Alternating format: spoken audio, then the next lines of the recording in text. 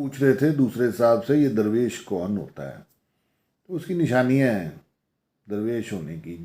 جب جذبے دل ہوں، جب منطقیں دل ہوں، جب خواہشیں دل ہوں، جب علم دل ہو، جب عمل دل ہو، تو انسان درویش ہو جاتا ہے. جب احساس ہو لا تعلق ہو جانے کا تو انسان درویش ہو جاتا ہے. جب ناپ ناپ کے انسان قدم اٹھائے، جب احتیاط سے لفظ اٹھائے تو انسان درویش ہو جاتا ہے.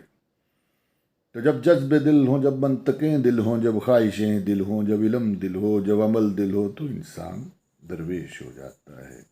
درویش ہو جاتا ہے.